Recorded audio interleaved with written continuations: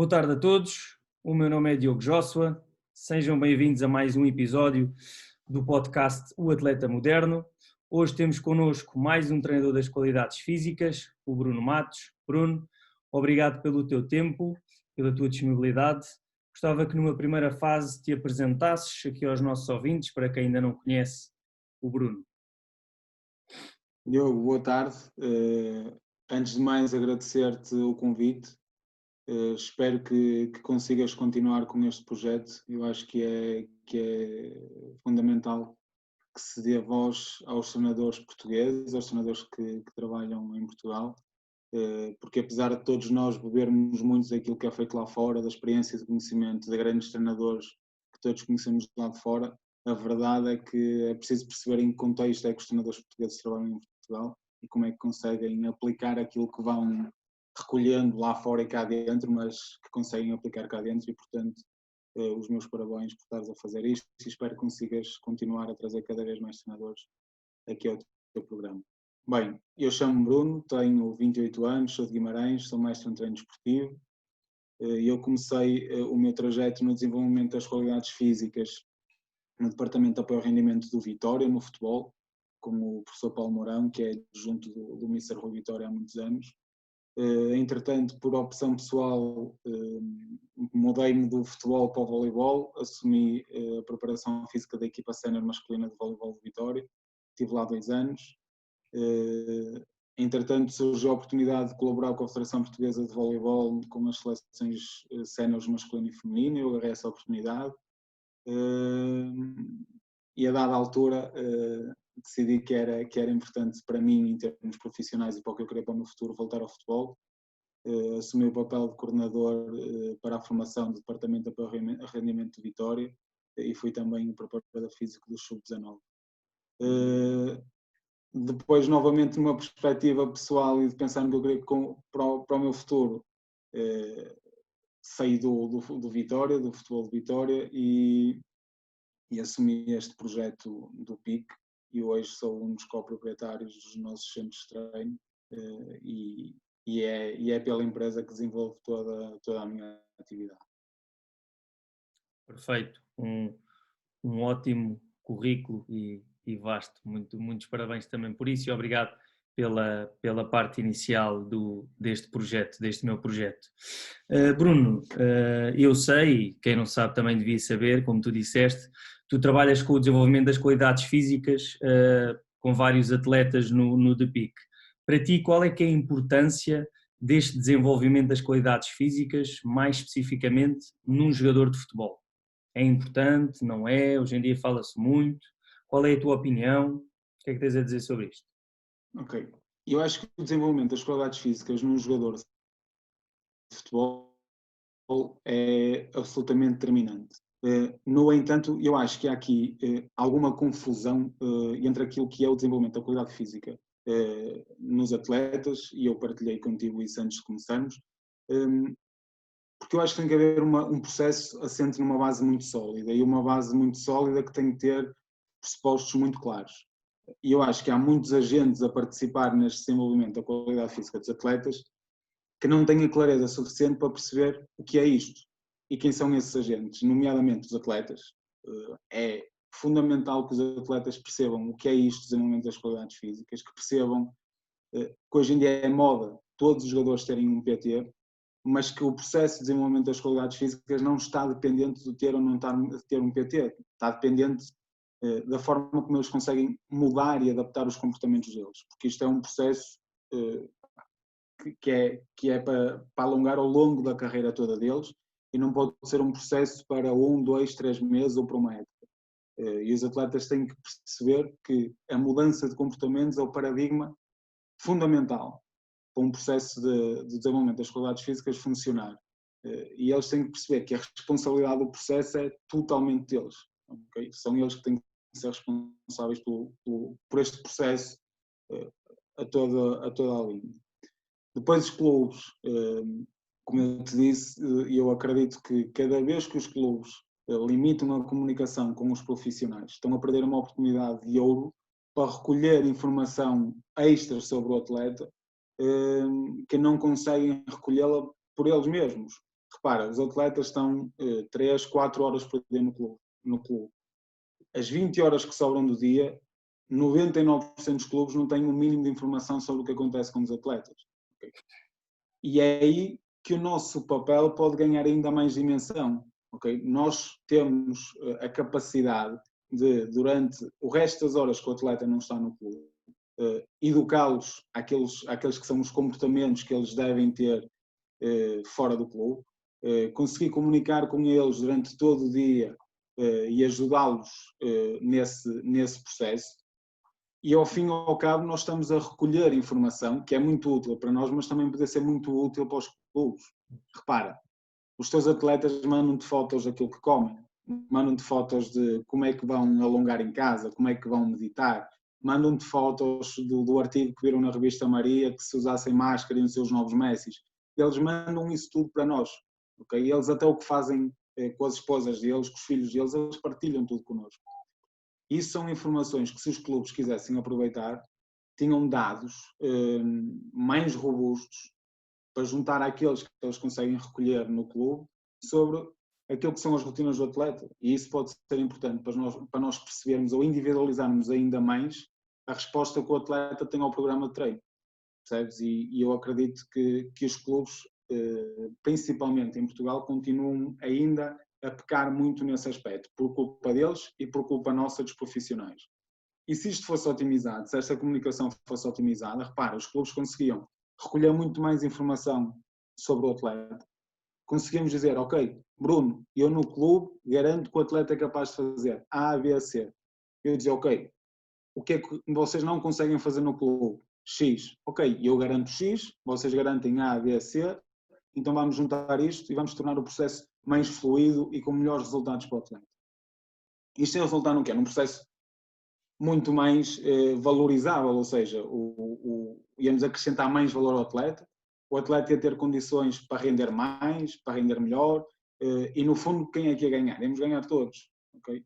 O clube ganhava porque tinha um atleta melhor preparado para aquilo que é a missão dele no clube, a equipa ia ganhar mais porque tinha um atleta capaz de contribuir melhor para a equipa, o atleta ia ganhar porque se calhar ia ter condições para, ao crescer na equipa, assumir um papel mais preponderante na equipa, conseguir melhores contratos, conseguir melhores salários.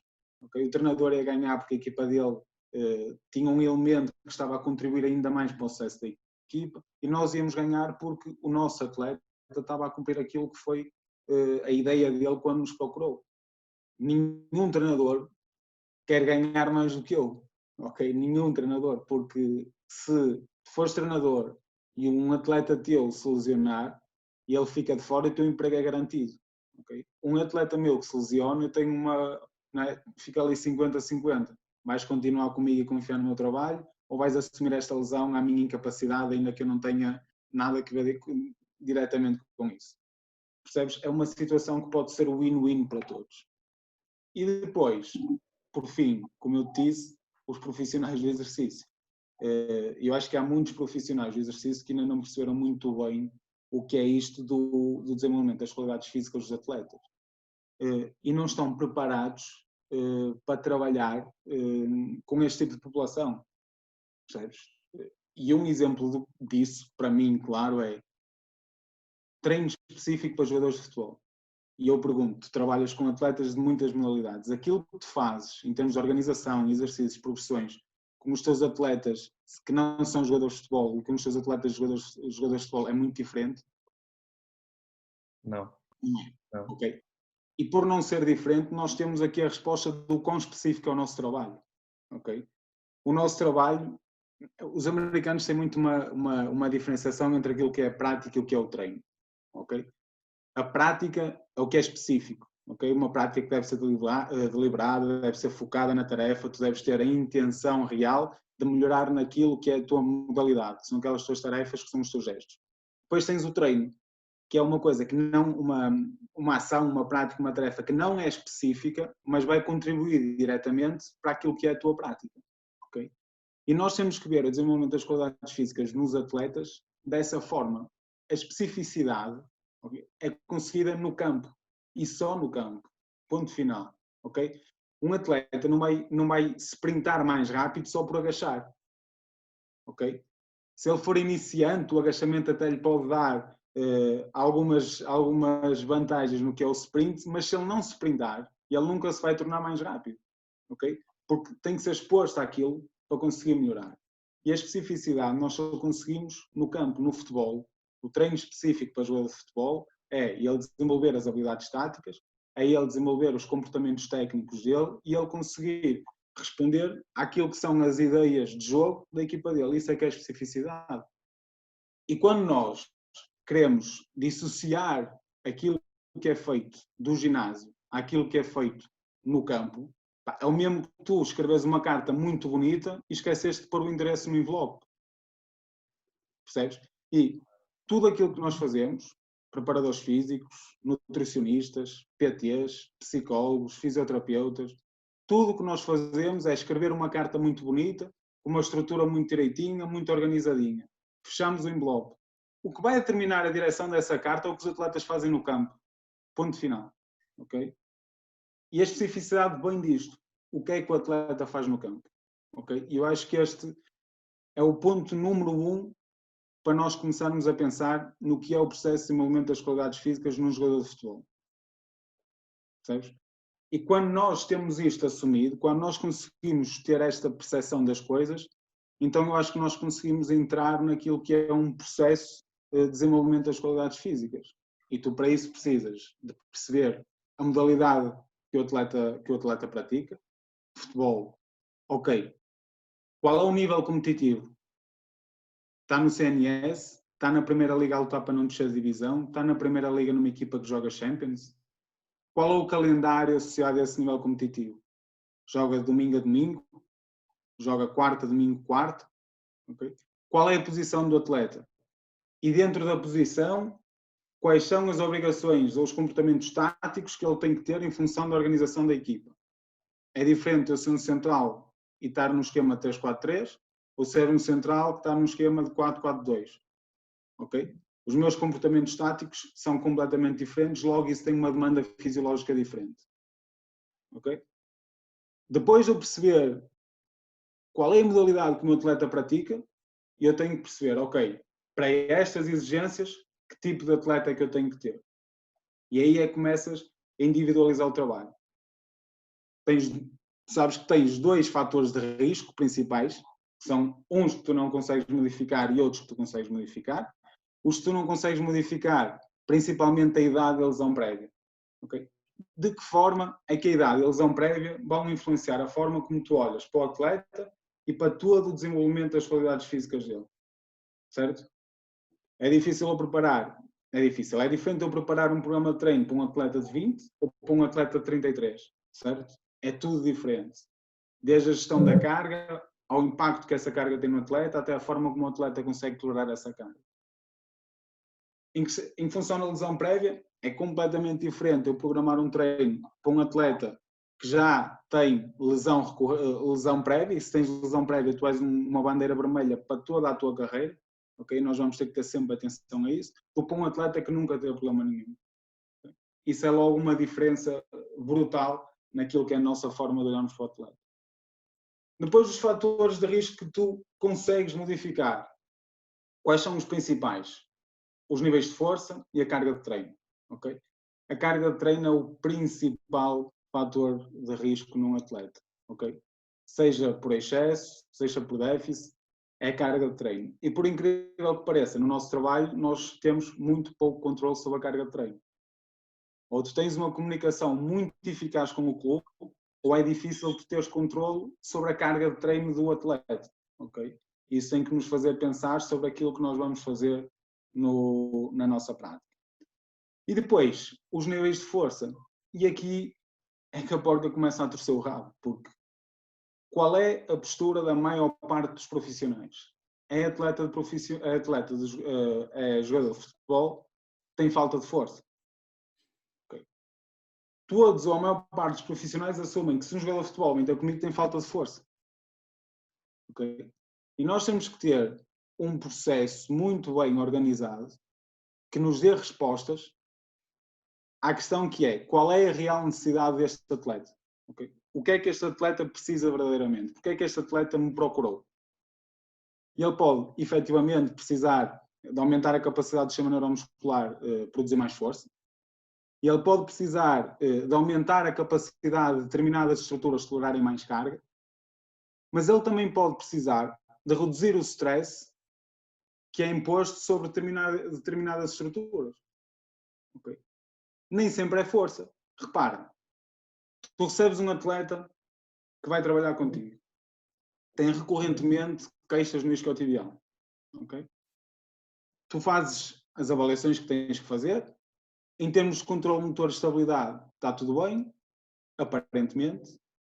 Fazes os teus testes de força e ele está dentro daquilo que são os valores de esperar, se calhar até está acima. Mas depois tu vais perceber como é que ele se comporta, okay? Quando tu pões a fazer um sprint a uma velocidade máxima e tu percebes que há ali muitos erros. Ou ele ataca o chão muito longe do centro de massa e isso provoca um stress inadequado ao isquio.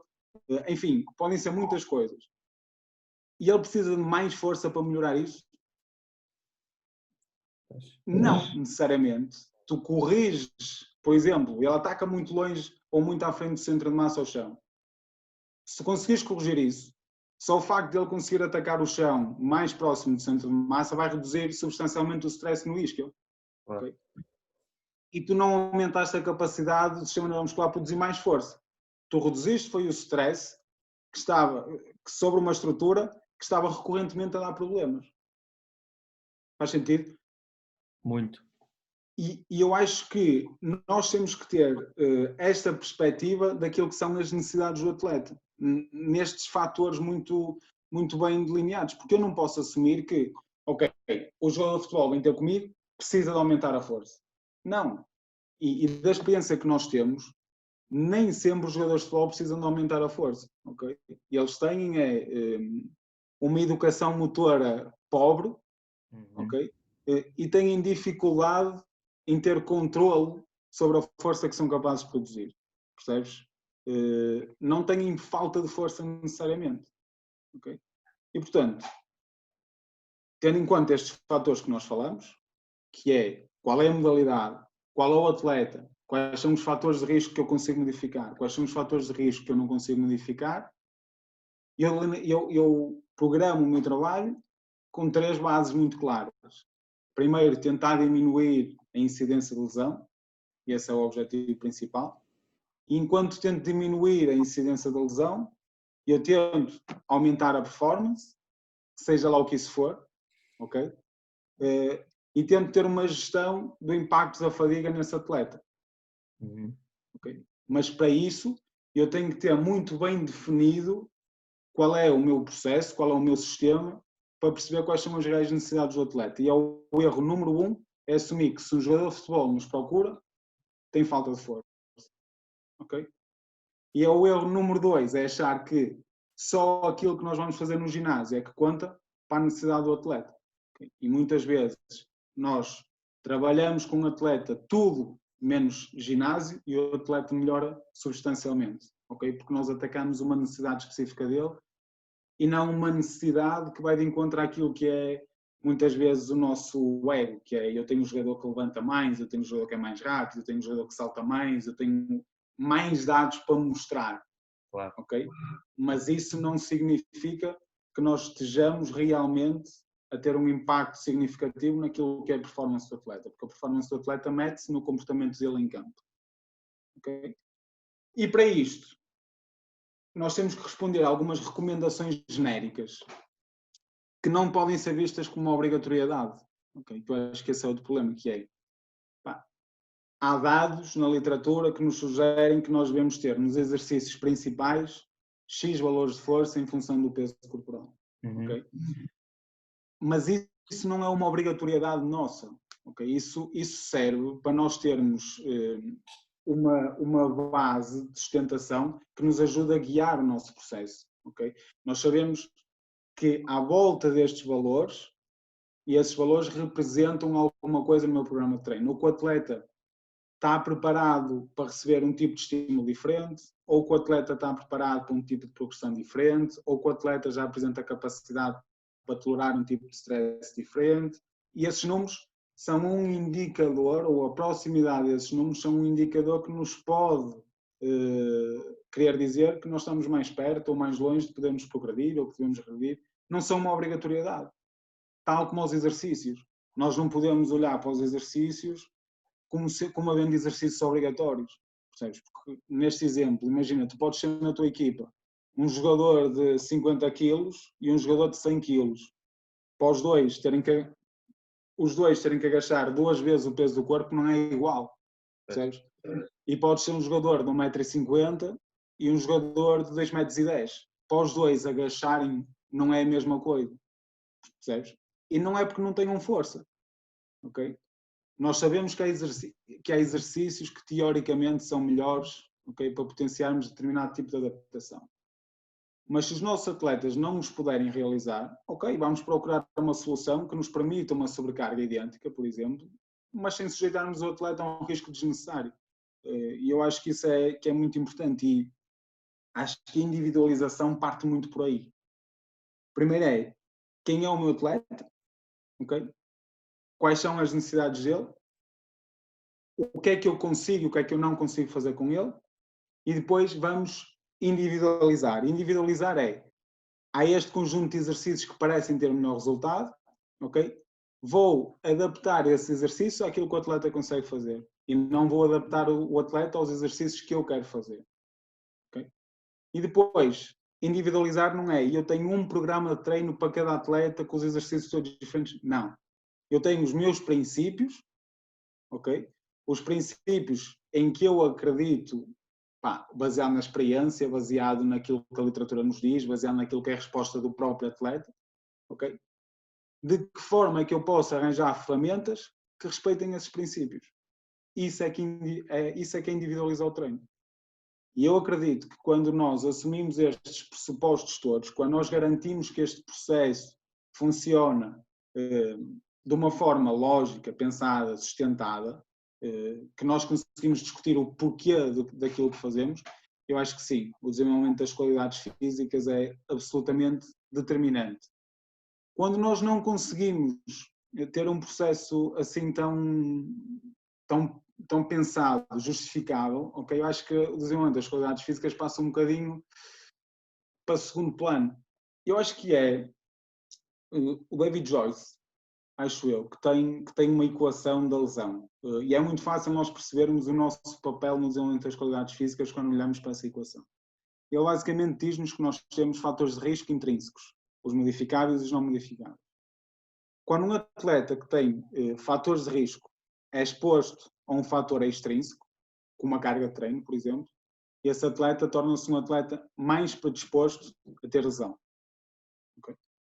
Quando esse atleta predisposto a ter lesão é exposto a um mecanismo de lesão, ele tem maior probabilidade de se lesionar. Okay? O que é que isto significa? Imagina que tu tens um atleta, fator de risco extrínseco, lesão prévia no isquiotibial. Okay? É exposto a um fator extrínseco, carga de treino, que na última semana foi muito acima daquilo que foi nas outras semanas anteriores, por exemplo. É um atleta mais predisposto a lesão. Okay?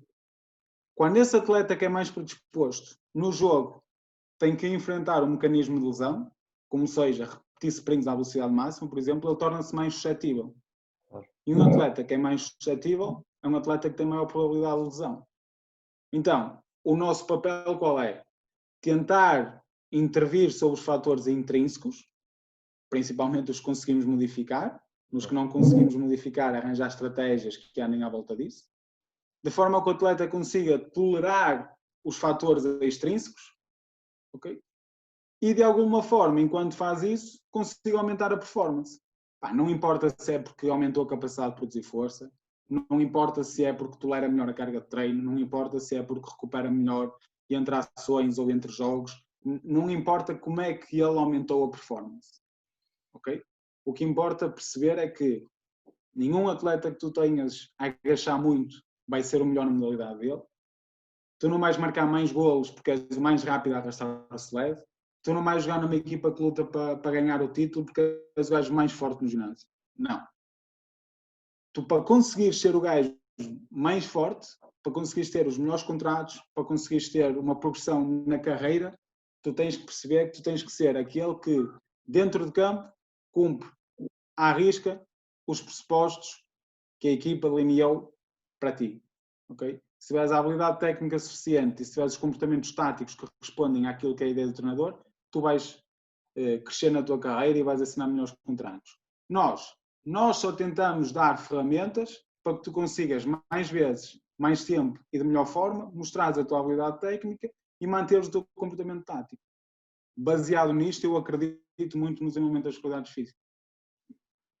Boa, Bruno, sem dúvida. Falaste muito e muito bem.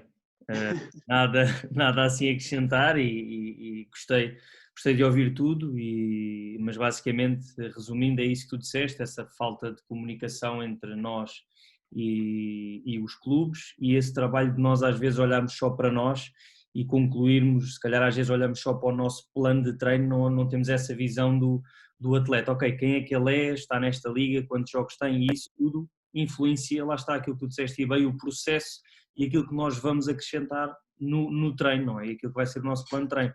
E às vezes é aquilo que eu digo, e já em alguns episódios disse, lá está a carga de treino que tu falas, não é? É muito difícil nós conseguirmos medir a semana, o mês, não é? Óbvio que falar é importante e ajuda a percepção subjetiva, mas não é uma medida assim muito certa, vamos assim dizer.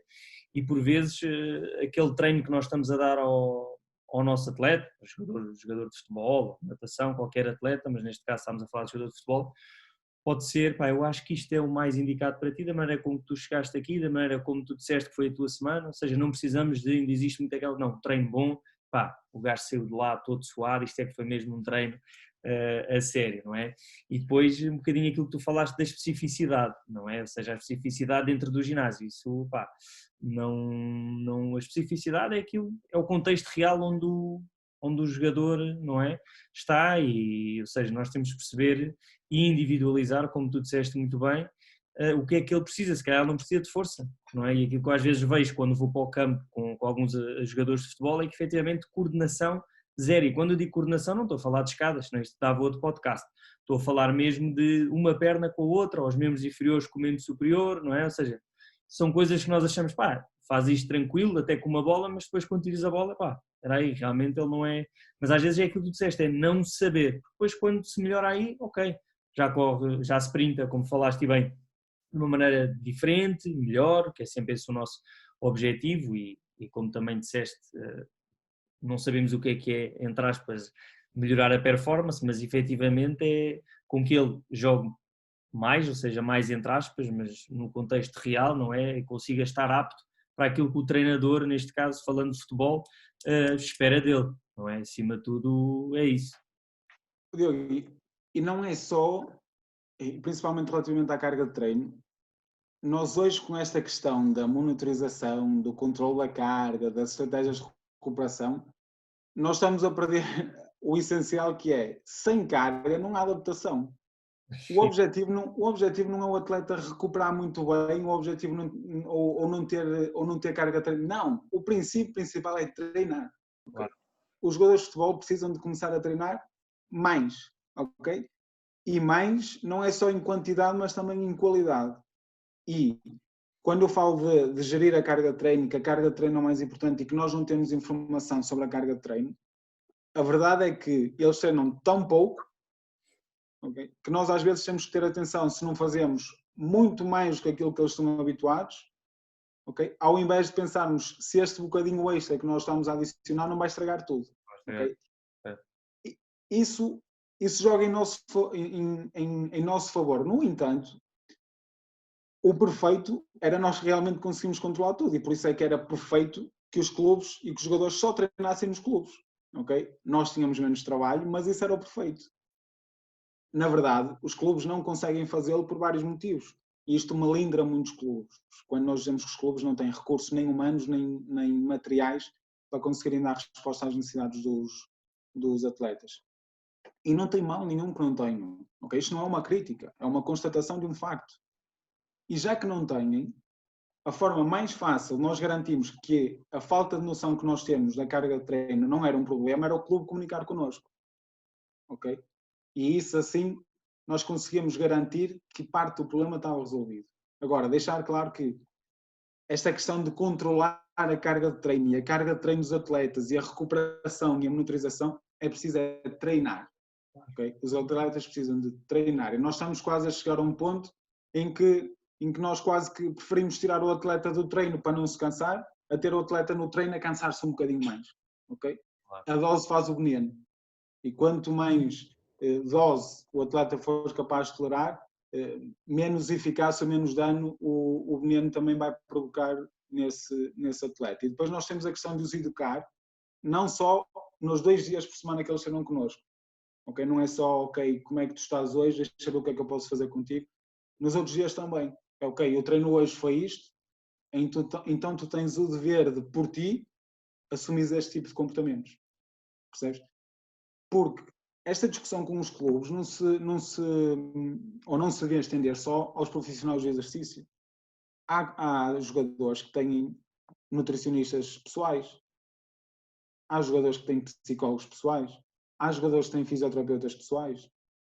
E não era muito mais vantajoso para um clube se conseguisse que o nutricionista do clube comunicasse com o nutricionista do atleta e juntos percebessem o que é que ambos podem fazer? Porque o nutricionista do clube, por muito que passe uma emenda ao jogador para ele fazer em casa, não consegue controlar isso, ok? Mas se ele tiver alguém com ele que controle isso, é uma vantagem para o clube e para o trabalho do nutricionista. A mesma coisa com o físio. Se o meu clube não tem recursos para atuar da forma mais eficaz naquele tipo de lesão, e se o fisioterapeuta privado do atleta tem, porque é que nós não vamos juntar esforços, ok? E porque é que não vamos tornar o processo todo muito mais rápido? É um bocadinho, não pode ser só nos 2 dias que eles estão connosco, isto é um processo de 24 horas por dia, ok? E os atletas também têm que perceber isto, que o desenvolvimento das qualidades físicas é um processo de 24 horas por dia e que não se estende só a 1 ano ou aos 10 anos que eles jogam futebol. Bem feito, garantem que quando eles acabam a carreira têm saúde, okay? E conseguem até ao fim da vida deles ter uma qualidade de vida substancialmente melhor do que se eles passarem a carreira deles a bater no corpo e nunca pensarem em minimizar os danos. Sem dúvida. É outro aspecto fundamental que tu falaste, a parte da educação, e às vezes olhamos, lá está, só para o nosso treino e o resto da semana ou dos dias ou das horas não damos importância, mas sem dúvida que mais um aspecto fundamental e é aquilo que eu também tento passar aos meus atletas. Por vezes conseguimos, por vezes não, mas pronto, é continuar a cavar e a tentar dar o nosso Isso melhor. foi o que eu te disse, a responsabilidade é deles. Exato, Okay. exato. Tu dás a ferramenta, se eles querem agarrar ou não, é responsabilidade deles. Okay? Claro. Por isso é que eu te dizia há pouco, nós não podemos querer assumir os louros de quando as coisas correm muito bem, porque se os louros são nossos quando as coisas correm muito bem, também temos que assumir os louros quando as coisas correm dramaticamente mal. Claro. Okay? Portanto, nós fazemos aquilo que podemos com o que temos. Okay? O resto é do atleta. Claro. É responsabilidade do atleta, a 100%. 24 horas por dia, a responsabilidade de tudo que ele faz é dele. Claro. É isso mesmo. Bruno, falando agora aqui um bocadinho da tua experiência enquanto profissional e treinador das qualidades físicas, falar um bocadinho como é que foi, sobre que, pronto, a tua experiência é não só em Portugal, mas também no estrangeiro, como é que foi, os vários tipos de atletas, falares um bocadinho do teu trabalho, explicar-nos aqui aos nossos ouvintes, assim, uma forma simples e eficaz, para que percebam um bocadinho do teu trabalho também. Okay. Eu tenho uma vantagem muito grande, acho eu, que foi ter vindo para o futebol de uma modalidade amadora.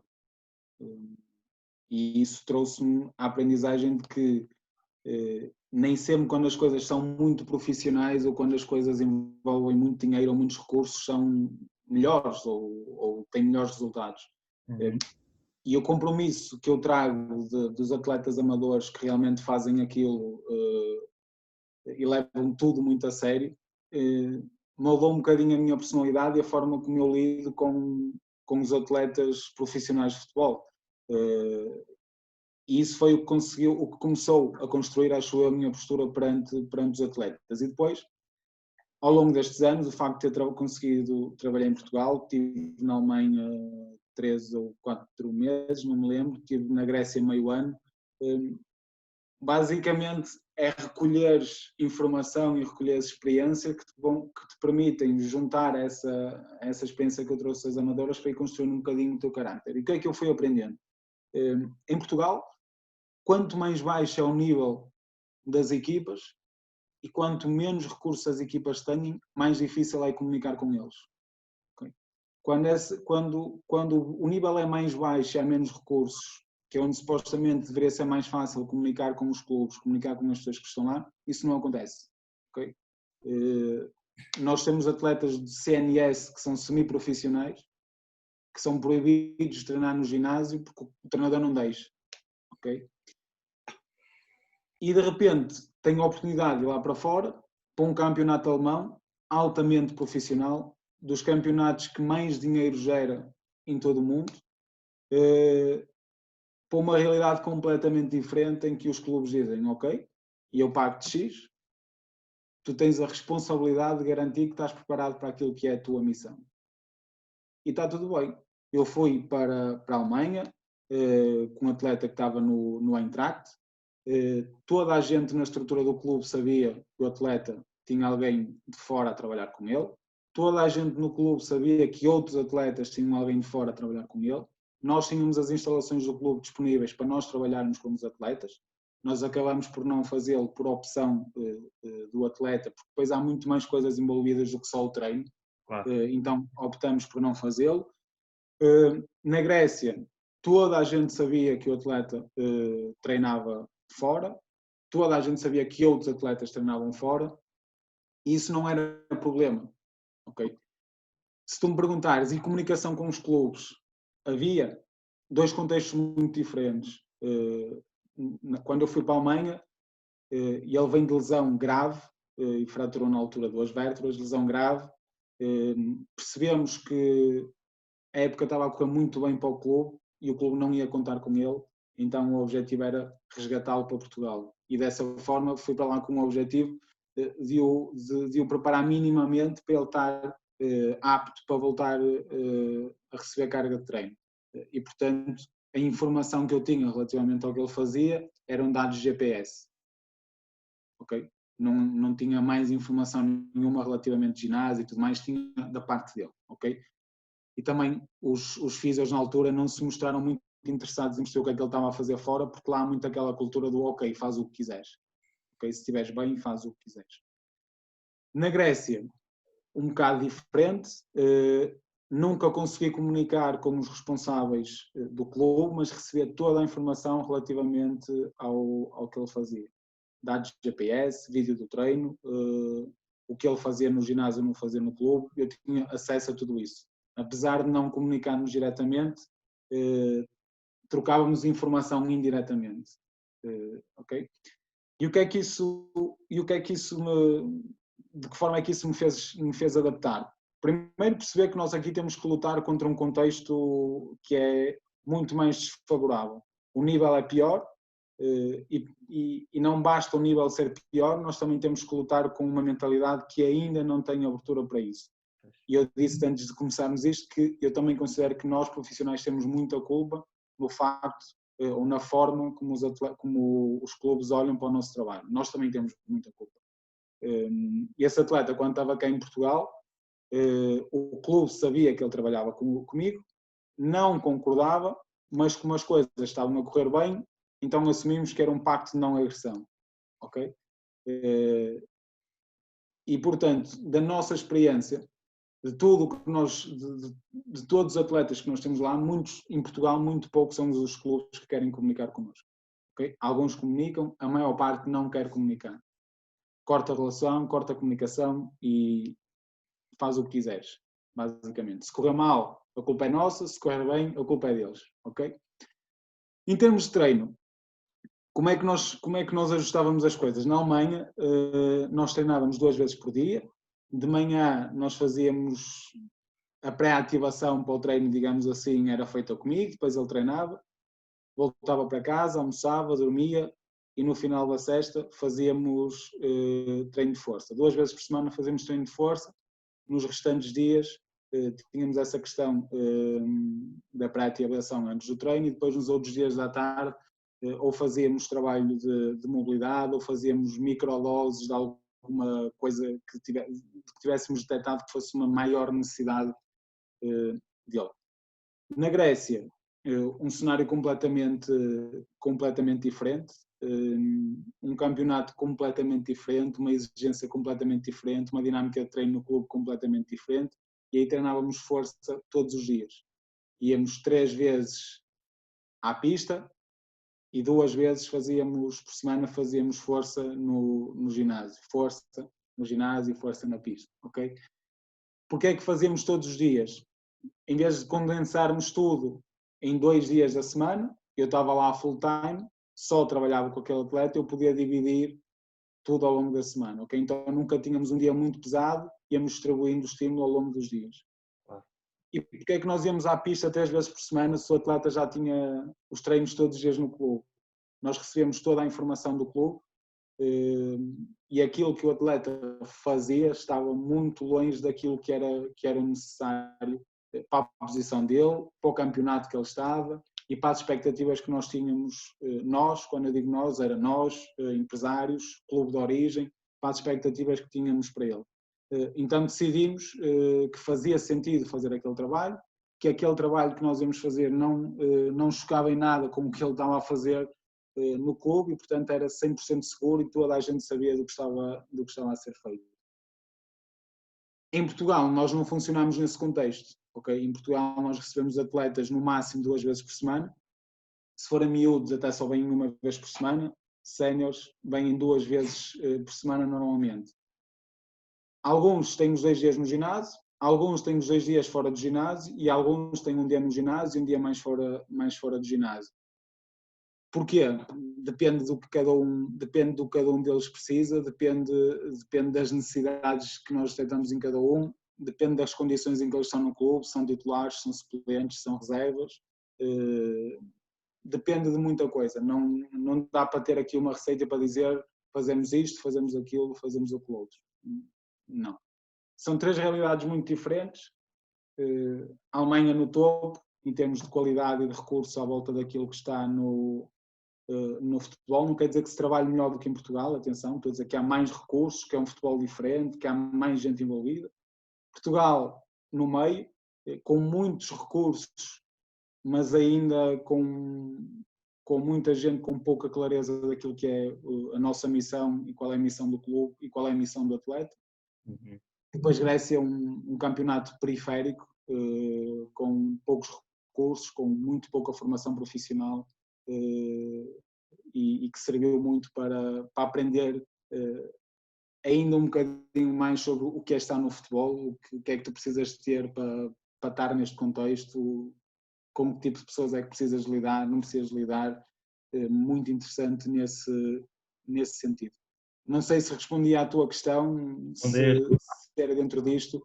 Era dentro disto, sim senhora, respondeste e muito bem, era para conhecer um bocadinho também essa grande experiência e lá está mais uma vez fazer essa comparação que tu fizeste, pronto, não é uma questão de ser melhor ou pior, mas em termos de recursos nesses 3 países, também para nós aqui e os nossos ouvintes estarmos e percebermos com a tua experiência, não é, aquilo que nós também podemos trabalhar para tentar fazer um bocadinho diferente, melhor, pronto, mas sem dúvida também não tinha noção disso dos clubes cá em Portugal, amadores, que eram assim tão fechados, mas pronto, lá está, isto serve para nós todos aprendermos e tentarmos melhorar.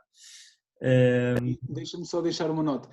De todos os lados que eu tive, e já tive em alguns, eu ainda não vi nenhum em que eu dissesse isto é impossível em Portugal. Ainda não vi nenhum em que tivesse lá um profissional que eu dissesse não há nada disto em Portugal, não existem profissionais destes em Portugal, em nenhum lado. Okay? O que é que se vê diferente? Vê-se diferente a mentalidade, okay, que está à volta de uma equipa. Isso é o que se vê diferente. Tu aqui em Portugal, se fores um atleta de futebol que quer começar a trabalhar com PT, se calhar em alguns contextos tu vais ser bullying, tu vais sofrer bullying por causa disso, dos teus colegas no balneário, ok? Tu vais entrar no balneário e ainda vais levar a baile, porque em Portugal ainda se cresce muito com uma cultura de que futebol e vida boémia são coisas que estão muito interligadas. Lá fora é uma coisa tão natural, tens tanta gente que procura este serviço, tens tanta gente que trabalha outras áreas da performance, tanta gente que tem psicóloga, tanta gente que tem professores de yoga pessoais, tanta gente que tem nutricionistas em casa com eles a fazer as emendas, alguns até cozinham, que é uma coisa natural, percebes? Tu lá fora, se chegares 15, 20 minutos lá fora, trazes gerais, percebes? Em campeonatos mais evoluídos, tu se chegares 15, 20, 30, uma hora antes ao treino para fazer ginásio, está tudo bem, não, é normal, percebes? Claro. Cá em Portugal, os jogadores quase que se defendem um bocadinho disso, porque não é essa cultura, percebes? Eu acredito que está a mudar, eu acredito que os jogadores mais novos já crescem a perceber que futebol não é só jogar futebol. Eu acredito que aparecem cada vez mais treinadores que acreditam que o futebol não é só jogar futebol, e tudo isto contribui, e nós formos claros na nossa mensagem, eu acho que todos contribuímos para criar um ambiente mais suscetível a que hajam mais elementos a trabalhar no desenvolvimento do atleta, não só das qualidades físicas, mas no geral. Percebes? Porque, repara, quem são os adjuntos ou quem são os preparadores físicos dos treinadores de futebol em Portugal? Há dois grandes tipos. Aqueles preparadores físicos que estão lá porque sonham um dia ser treinadores de futebol e aquele é o caminho de entrada, e há os outros que realmente se preocupam com esta área, estudam esta temática, gostam desta temática, mas não têm recursos, okay, para desenvolver o trabalho deles. E estes são os dois grandes perfis que existem de preparadores físicos em Portugal.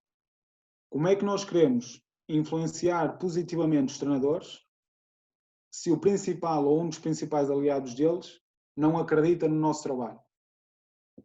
Ou acredita que o nosso trabalho depende única e exclusivamente de fazer uns skippings no início do treino e de fazer umas saídas no final do treino? Percebes? E como é que nós conseguimos comunicar com o treinador se aquele profissional do desenvolvimento das qualidades físicas que estuda, que é bom e que sabe, não vem do mundo do futebol e só por não vir do mundo do futebol, à partida já tem menos, já não é olhado da mesma forma, percebes? A culpa não é dos treinadores, ok? Há alguns treinadores que realmente é aqui e tudo bem, é aqui. Também há outros que é aqui demais, percebes? Portanto, a culpa não é só dos treinadores, é de muitos treinadores, mas também é muito das equipas que estão à volta dos treinadores, percebes? Eu, no Sub-19 de Vitória, eu fui para lá com a ideia de que, ok, eu vou meter na boca do ovo. Okay, eu vou meter aqui, eu sou um gajo que a minha formação não passou pelo futebol, e eu venho meter na boca do ovo. E fiquei agradavelmente surpreendido com a equipa técnica que encontrei. Era liderada pelo Alex Costa. O Alex foi jogador muitos anos de Primeira Liga. O adjunto dele era o Castro, também foi muitos anos jogador de Primeira Liga. Ambos tiveram algumas lesões ao longo da carreira que os obrigaram a desenvolver algum trabalho extra e perceberem a importância disto. E conseguiram reunir à volta dele uma equipa que não tinha nome no futebol, ok? Eu era um miúdo que estava ali a chegar, nunca ninguém tinha ouvido falar de mim no futebol. O treinador de guarda-redes era um miúdo que nunca ninguém tinha ouvido falar dele no futebol de alto nível. Os dois analistas eram dois miúdos que nunca ninguém tinha ouvido falar deles no mundo do futebol. A físio era alguém que nunca ouviu falar deles no futebol. A nutricionista, a Mariana, nunca ninguém tinha ouvido falar dela no mundo do futebol. E juntamos ali uma equipa de malta que realmente tinha interesse em acrescentar valor ao trabalho do treinador e um treinador que realmente soube aproveitar aquilo que cada um tinha para oferecer para construir um bom trabalho, percebes? Tive sorte na equipa técnica que apanhei, mas também acredito que tive valor na forma como comuniquei aquilo que era o meu trabalho. Okay? Eu não entrei lá a dizer, nós temos que fazer isto. Não. Eu entrei lá a ouvir, ok? E eles queriam que eu fizesse isto e aquilo. Eu fiz. Mas eu depois disse, olha, e se experimentássemos isto? E eles deixaram, correu bem. Olha, e agora se experimentássemos isto? Mas porquê? Por A, por B, por C e por D. Ok, vamos tentar. Percebes? Porque os treinadores de futebol não são pessoas menos capazes do que todas as outras que estão envolvidas no futebol. Ok? Agora, têm muita muita pressão à volta, muita gente à volta a querer chegar-se perto dele. Eles é normal que, se tu não transmitires confiança e se tu não fores claro naquilo que são as tuas intenções, que eles também não apostem em ti. Claro, sem dúvida e faz todo o sentido.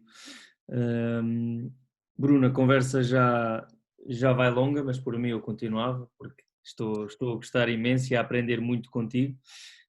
Assim para, bem de jeito quase de fecharmos aqui o nosso episódio, assim falando em 3, 4 características essenciais que tu achas que um treinador das qualidades físicas deve ter, ok? Ou seja, eu acho que às vezes mais do que nós sabermos sobre treino, nós estamos a lidar com pessoas, não é? E por vezes devíamos ter aqui algumas características, ou ler outras coisas, ou saber outras coisas, para nos darmos bem e percebermos, ok, como é que está realmente o atleta que nós temos à nossa frente e o que é que ele realmente precisa. Assim, em jeito de resumo, o que é que para ti achas que seriam assim 3, 4 características fundamentais assim para nós, treinadores das qualidades físicas? Olha, eu acho que a primeira, tu já disseste, é saber sobre treino, é termos interesse em estudar as áreas que têm influência direta naquilo que é a ação do jogador, fisiologia, a biomecânica, a anatomia. Temos que saber dessas áreas para conseguirmos evoluir para outras, ok? Para tudo começar a fazer sentido. Depois, sem dúvida nenhuma, que temos cada vez mais que apostar no desenvolvimento pessoal, ok? Perceber melhor como é que devemos comunicar, perceber melhor como é que nos devemos relacionar com os indivíduos, perceber melhor sobre os diferentes tipos de personalidade que as pessoas têm, perceber melhor como é que conseguimos gerar empatia com diferentes tipos de personalidade.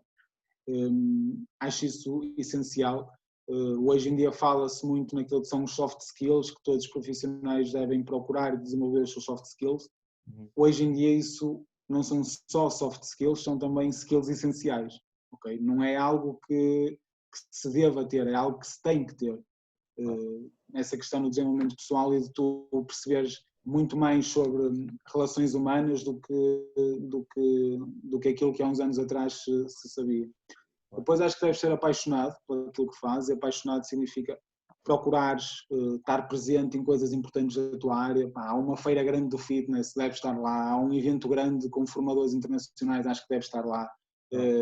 Há um evento desportivo muito grande no teu país, acho que deves procurar estar lá. Ser apaixonado é tentares beber um bocadinho de tudo que influencia aquilo que é a tua área. Acho que deves treinar, acho que treinar é importante, não tens que ser recordista de nada, não tens que ser o melhor em nada, mas acho que a forma como os atletas olham para ti muda significativamente a partir do momento que eles percebem que tu treinas, que percebem que tu passas por aquilo que eles passam e que no fundo tu lideras pelo exemplo. Estás a dizer para eles fazerem algo que eles sabem que tu já fizeste. Okay? Isso muda dramaticamente a forma como eles olham para ti. E no fundo acho que é isto, acho que é tentar rodear-te tanto quanto possível do máximo de experiências que conseguires, falares com o máximo de pessoas que conseguires da tua área, de outras áreas, treinares miúdos, treinares homens, treinares mulheres, treinares adultos, treinares veteranos, teres o máximo de experiências que conseguires, porque é esse bocadinho que tu tiras de cada experiência que te permitem formar o teu caráter, que te permitem solidificar aquilo que é o teu processo, aquilo que são as tuas ideias, aquilo que é o princípio pelo qual tu te reges. Claro, sem dúvida, excelentes características e também defendo isso e é bom para que todos ouçam, os treinadores, que não basta só treino, treino, treino e aquilo que eu às vezes digo é importante nós também treinarmos para sentirmos também algumas coisas, não é? E que adaptações é que nós vamos ter, mas acima de tudo é isso que tu dizes, também não precisamos de entrarmos em competições ou pronto, assim, levar as coisas mais a sério, mas acima de tudo lá está, sermos saudáveis e termos essa experiência de treino. Bruno, se as pessoas quiserem entrar em contacto contigo, seguir um bocadinho o teu trabalho, queres deixar aqui as tuas redes sociais, onde é que as pessoas podem seguir? Basicamente, rede social eu só tenho o Instagram. Podem procurar por mim na minha página do Instagram, podem procurar por mim na página da minha empresa, no The Peak, e é nos dois sítios onde eu possa estar mais presente e onde eu vou colocando alguma daquelas que são as minhas ideias e alguma das coisas que eu vou fazendo. Boa, excelente, Bruno. Malta, não se esqueçam também de subscrever os canais do podcast, YouTube Joshua Coach, depois o Atleta Moderno no iTunes, SoundCloud e também Spotify. Bruno, mais uma vez, muito obrigado, excelente conversa, ultrapassámos um bocadinho o tempo, mas lá está, é com prazer, muito obrigado por este tempo, pelo teu tempo e bom trabalho e boa continuação. Um grande abraço e obrigado. Obrigado, eu, Diogo. Espero que mantenhas o projeto e que tragas aí mais e mais treinadores. Obrigado. Obrigado.